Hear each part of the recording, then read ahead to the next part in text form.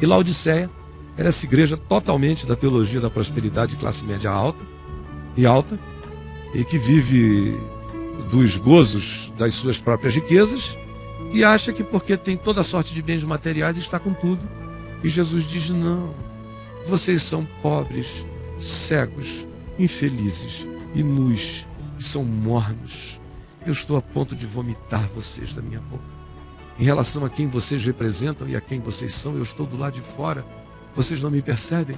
A igreja de Éfeso, ele diz que conhece as obras deles, o trabalho, a ortodoxia, como eles tinham suportado também provações, discernido entre eles os falsos apóstolos e os mentirosos, andado com perseverança, suportado provas e aflições, não se esmoreceram, porém tinham abandonado o primeiro amor. Então, ainda que dessem os seus corpos para ser queimados e tivessem doutrina certa e tudo mais, não tinham amor, e sem amor nada aproveitará.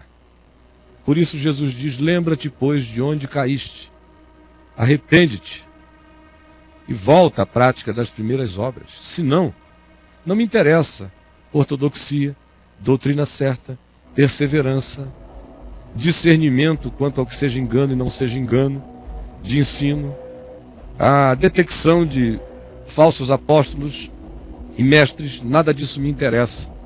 Sem amor, nada aproveitará. Portanto, volta ao teu primeiro amor, senão eu venho a ti, venho na subjetividade das minhas trilhões de vindas para indivíduos e pessoas, eu venho.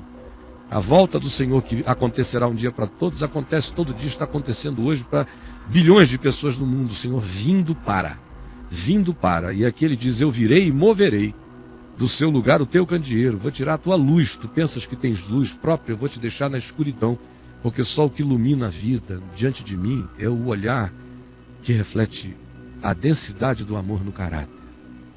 Eu tenho, contudo, em teu favor que tu odeias as obras dos nicolaítas, que eram aqueles indivíduos de natureza de conteúdo espiritual, semi-gnóstica, e que dizia o seguinte na linha de filosofia deles: que o que se faz no corpo não ofende o espírito. Portanto, você pode ser uma pessoa altamente espiritual e viver toda sorte de promiscuidade física. Desde que você cultue e aprenda os conhecimentos, você está acima do bem e do mal. Isso aqui é a igreja de Éfeso, uma igreja melhor do que quase todas as igrejas que existem no Brasil. Mas o Senhor diz: olha, ainda que seja boa assim, se não tiver amor, não adianta nada. Aí vem a igreja de Esmirna, que não é grande. Ela é dita por Jesus da seguinte maneira, descrita: conheço a tua tribulação, a tua pobreza, mas apesar disso tu és rico. Também conheço a blasfêmia dos que a si mesmos se declaram judeus na carne e não são, sendo antes aqueles perseguidores legalistas que se transformaram numa sinagoga de Satanás, oprimindo a vida de vocês com legalismos do judaísmo. Não temas as coisas que tens de sofrer. Aqui ele se refere a uma igreja oprimida pelo legalismo, querendo manter a sementinha do evangelho no coração antes que a semente morresse. Não temas as coisas que tens de sofrer, por manteres a inegociabilidade do evangelho. O evangelho sem religião, sem judaísmos, sem legalismos, sem salvação pela lei, nem santificação pela lei, nem pedigree pela lei, não. Evangelho da graça de Deus em Cristo. Não temam que vocês tiverem que sofrer por isso. Eis que o diabo está para lançar em prisão, em opressão, alguns dentre vós, para vocês serem postos a provas, e vocês terão tribulação, mas ela tem dias para acabar. Sejam fiéis até a morte, e vocês vão herdar a coroa da vida. Aí ele fala com a igreja em Pérgamo. Era um lugar cheio de cultos esotéricos, o culto a Esculápio estava lá, era o maior centro de medicina, e de medicina esotérica, como a medicina da antiguidade era, e de culto ao imperador, cultos diversos, uma cidade tomada de cultos e de um espírito de mediunidade, e também de muita bruxaria. Disse o Senhor a eles: conheço o lugar em que habitas, onde está o trono de Satanás, pela presença do culto ao imperador, pela presença dos cultos aos muitos deuses e pela poderosa presença mediúnica invocada por doentes e sacerdotes no templo de Esculápio. o deus da medicina.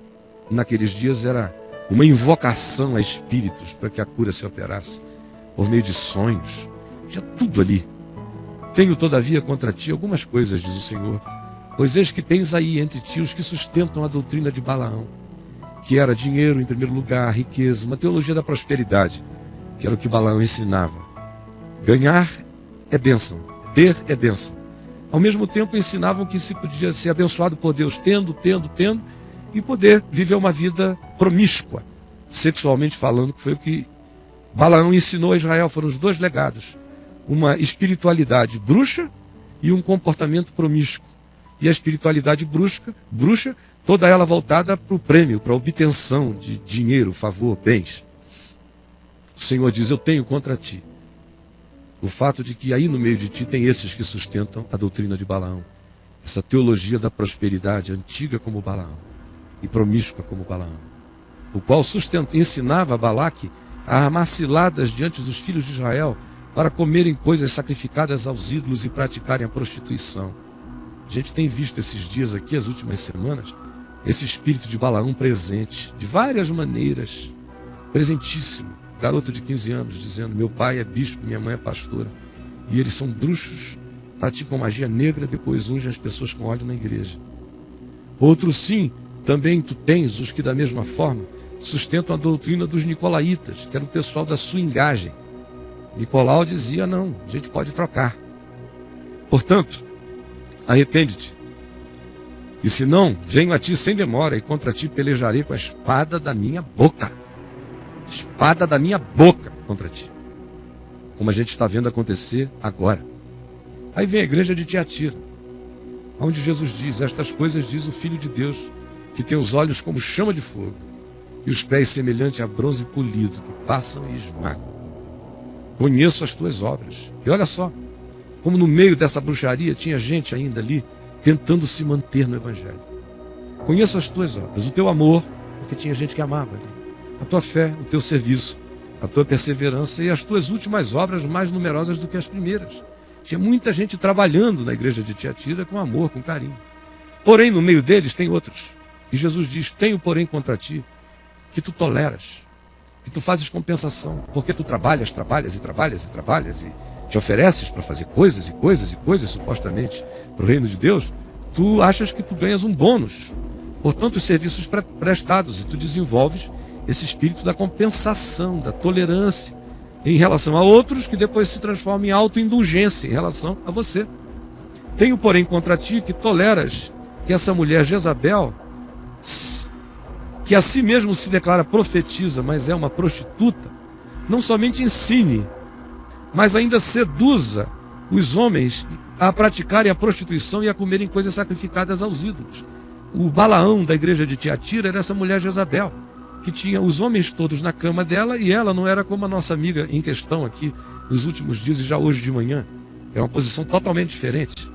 Aqui é uma menina que começou a ser visitada com 8 anos de idade por um demônio que se apresentava como anjo, que a induziu à prostituição, e o pastor e os presbíteros e os diáconos adotaram o espírito da prostituição.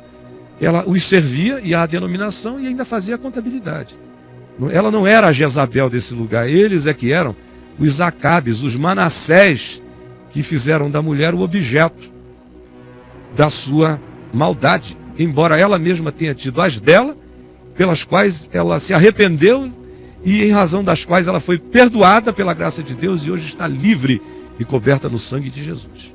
Mas aqui em Tiatira tinha essa pastora que dominava, que seduzia, que fazia, e o Senhor disse: eu dei tempo a ela para que ela se arrependesse. Deus está dando tempo para tanta gente nesse espírito aqui, ó. Essas histórias que vocês leem no meu site, aos milhares e que ouvem aqui todo dia no Papo de Graça, são um reflexo do que está generalizado, não é a exceção, é a triste e trágica regra que se instalou, que está presente. E o Senhor está dando tempo. O Evangelho vai sendo pregado, tem gente ouvindo escondido, mas o Senhor está dando tempo para que todos os implicados se arrependam. Mas ela não quer arrepender-se da sua prostituição. Mas eles não querem arrepender-se da sua prostituição. Me ouviram? É palavra do Senhor para você. Eis, portanto, que a prostro de cama, que o prostro de cama, bem como em grande tribulação, todos esses que com ela adulteram, caso não se arrependam das obras que praticam. A palavra de Deus nunca deixa de recair com pertinência absoluta em cada hora e momento da história. Como aqui essa igreja de Sardes, só tinha fachada. Conheço as tuas obras, que tens nome de que vives, mas está morto. São os que vivem só da fachada, de espiritualidades de consumo, piedades verificáveis para fora, mas sem recíproco, sem vida, sem espigão, sem paixão de Deus no coração. A única igreja santinha aqui, juntamente com Esmirna, é essa Filadélfia, que é pequena, que é fraca, mas que é firme. Tem pouca força humana, mas guarda a palavra. E vence os que são da sinagoga de Satanás, e os de Balaão, e os de Nicolaítas, e se aferra ao amor de Deus. Esse aqui, que humanamente é fraco, o Senhor diz: eu te farei coluna no santuário do meu Deus. Coluna, porque aí é que está a força. E Laodiceia era essa igreja totalmente da teologia da prosperidade de classe média alta, e que vive dos gozos das suas próprias riquezas, e acha que porque tem toda sorte de bens materiais está com tudo. E Jesus diz: não, vocês são pobres, cegos, infelizes e nus, e são mornos. Eu estou a ponto de vomitar vocês da minha boca. Em relação a quem vocês representam e a quem vocês são, eu estou do lado de fora. Vocês não me percebem? Eis que eu estou à porta e bato. Se alguém ouvir a minha voz e abrir a porta, seja essa porta laodicense, seja qualquer que seja a porta que caracterize o seu estado espiritual, se alguém abrir a porta, eu entrarei em sua casa, eu cearei com ele e ele comigo. Gente querida, o livro do Apocalipse nos diz que vai chegar um dia, uma hora na face da terra em que os homens desejarão a morte ardentemente, mas que a morte fugirá deles.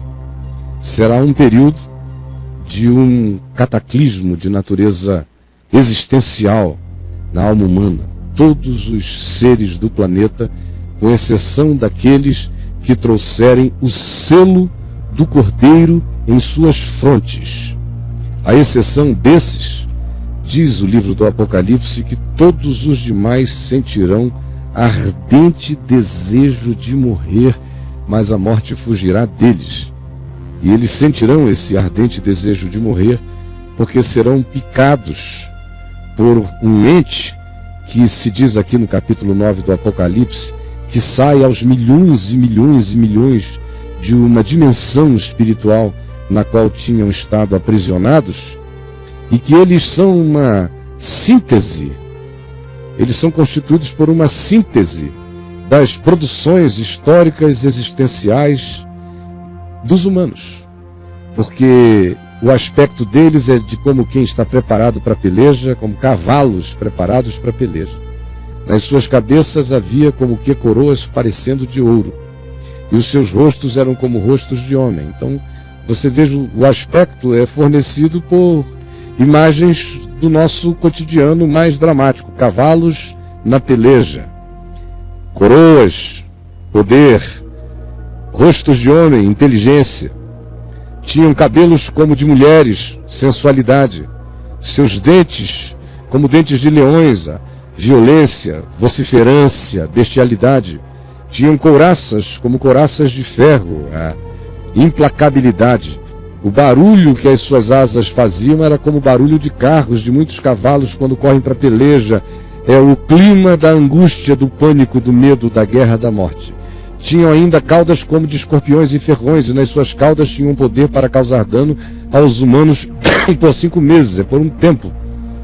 E tinham sobre eles como seu rei o anjo do abismo, cujo nome em hebraico é Abaddon, e em grego é Apolion. E aqui se diz que esse é um dos ais existenciais que virá sobre o planeta, e essa era chegará com toda a intensidade. Mas nós temos cada vez mais trailers desse longa-metragem de 5 meses existenciais com intensidade de desejo suicida que virá sobre a humanidade, já sendo exibidos em muitos lugares, por razões diferentes. Tem aqueles que todos os dias buscam suicídio, por desesperança, por pânico, por medo, por desamparo, por solidão, por falência, por vergonha, por culpa, por acharem que suas existências são inviáveis neste planeta, outras vezes por situações mais profundas do que essas, por angústias inexplicáveis, por agonias indizíveis, por vazios e oquidões interiores impreenchíveis, por tristezas inexplicáveis e por desconexões do que a gente não sabe nem o que seja, mas que deixam o indivíduo num estado de perdição, como quem vaga sem órbita, sem centro de gravidade, perdido na escuridão dos espaços sem referência, só gelado. Aí o indivíduo diz: se viver neste mundo é vagar nessa agonia, que a morte me sirva e me seja de algum alívio, de algum consolo, ou de qualquer que seja a esperança de que, em havendo continuidade, seja diferente daquela que eu hoje provo, vivo e experimento, e ante a qual eu dou o meu atestado de que se trata de algo insuportável. Tem esses aos milhões tirando a vida, e tem outros muitos milhões tentando tirar a vida sem conseguir, por razões diferentes. E eu não quero entrar no mérito dessas questões. O fato é que também existe hoje, crescentemente, já não é de hoje, do ponto de vista do debate filosófico quente do debate, foi na década de 70, um pouquinho na década de 80, mas depois deixou de ser apenas um debate filosófico, e quando a ciência foi se desenvolvendo em áreas diversas e distintas, e de diagnósticos, de identificação de deficiências genéticas, de prognósticos de vida e de morte, todas essas coisas se acelerando, isso que na Europa, por exemplo, era um debate sobre a eutanásia, e um pouco nos Estados Unidos, deixou de ser um debate e pessoas começaram a praticar a eutanásia em casa, sozinhas ou com amigos, ou de modos diferentes.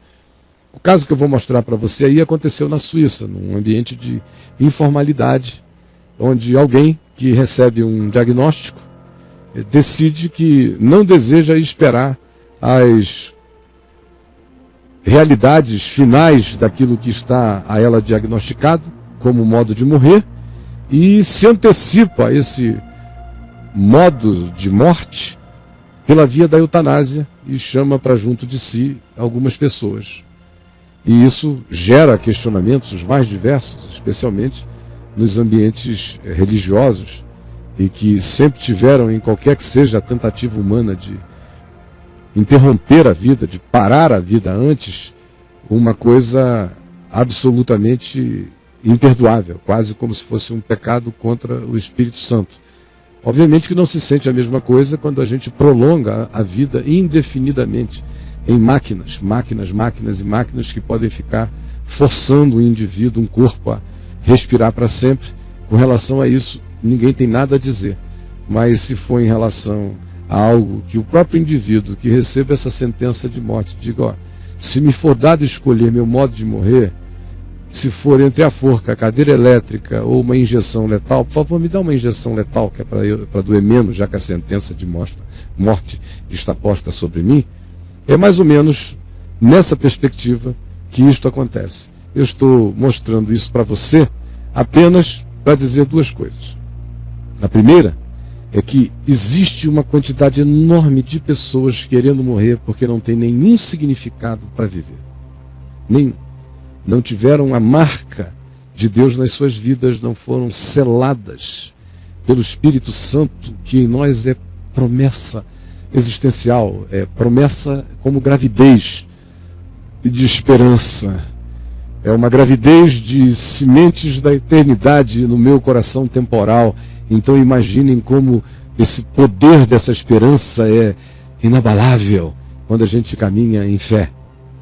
Então, se a pessoa não tem esse selo, essa habitação, essa presença viva, essa marca, acerca da qual Paulo diz: Cristo vivendo em nós é a esperança de toda a glória. Quem tem isso não sucumbe. Quem não tem está exposto. E existem poderes e forças variados no mundo visível e invisível, induzindo pessoas à morte, ao ardente desejo de morrer todo dia.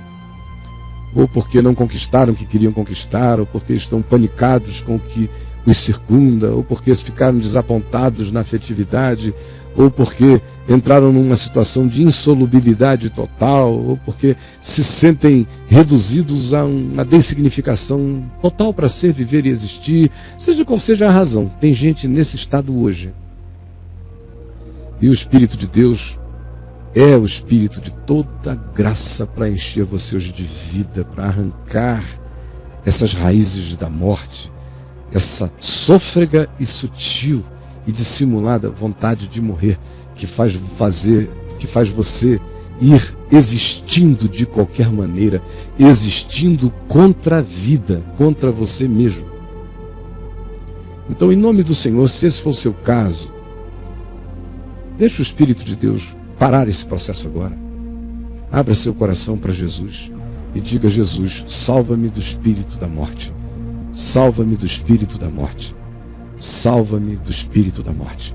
Eu confesso o meu desejo de ser possuído pelo espírito da ressurreição e da vida. Vem sobre mim, Jesus. Eu sou teu.